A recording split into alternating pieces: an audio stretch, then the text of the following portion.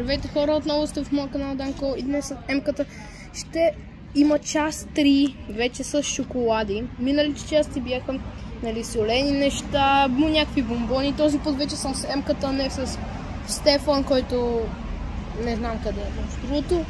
И нека сега да пробваме първото нещо. Емка, води го. Турбата. Вали нещо. Първото нещо е тази калинка, която... Да се надяваме, че не е такова, е някаква шоколадова.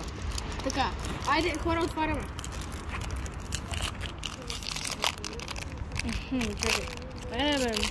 Само аз ли не съм разбрал как се отваря вече тя.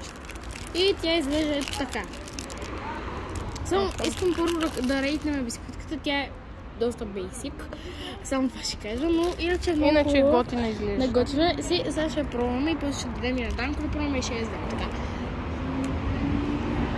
Колко му и даваш? От 1 до 10?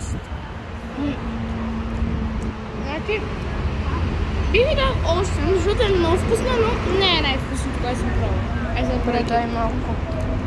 Добре, сега ще я пробвам аз. Ай, сега Данко ще пробва. Аз чекай се. Давай, дай. Иначе е хубава. Колко даш? Калинката дам 6 от 10. Не е много вкусно, хубаво е. Калинка. Смеските не са много. Сега малко ще я изядеме. Кратка рекламна пауза. Калинка, води още новите неща.